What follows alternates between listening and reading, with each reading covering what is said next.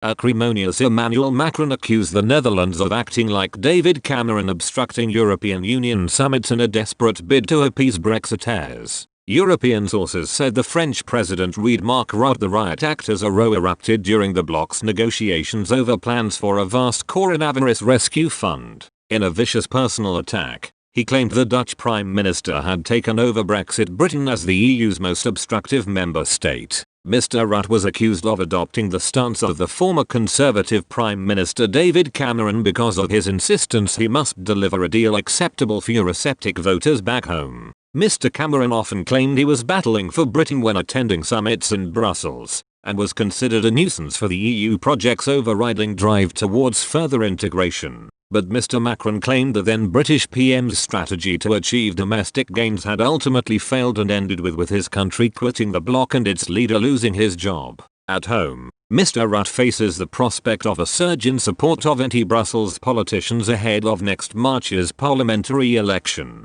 EU leaders tonight resume talks over the proposed €750 billion pandemic recovery fund and €1.074 trillion 7-year budget. The package is backed by France, Germany, Spain, Italy, but opposed by the so-called frugal four of the Netherlands, Austria, Sweden and Denmark, who have also recruited Finland in the process. The fiscally conservative northern states have pushed for a reduction in the amount of grants handed out as part of the rescue deal, whereas southern capitals, including Rome and Madrid, have called for more ambitious terms to help the bloc recover from Europe's deepest recession since the end of the Second World War. European Council President Charles Michel has confirmed he will issue a new proposal to governments in an attempt to build a consensus. He said, "This proposal is the fruit of a lot of collective work with all the leaders and with the teams. I know that the last steps are always the most difficult, but I am confident. I think that even if it's difficult,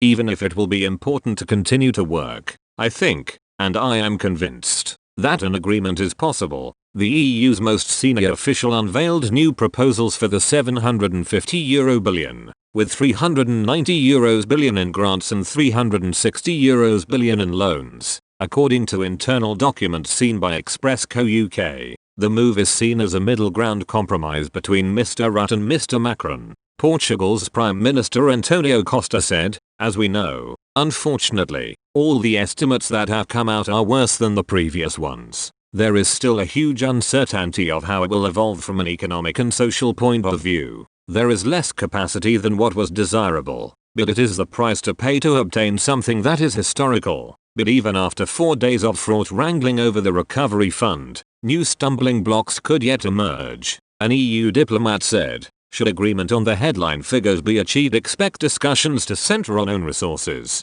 climate action, defense, agriculture and rule of law. Lengthy discussions wait with rule of law and climate as the main stumbling blocks. Hungarian Prime Minister Viktor Orban threatened to veto the entire package if funding is linked to respect for the rule of law. Budapest insisted potential sanctions to suspend any payments would need the unanimous support of all governments, handing him an effective veto. On Sunday Mr. Orban said, "I don't know what is the personal reason for the Dutch Prime Minister to hate me or Hungary, but he's attacking so harshly and making it very clear that because Hungary, in his opinion, does not respect the rule of law it must be punished financially."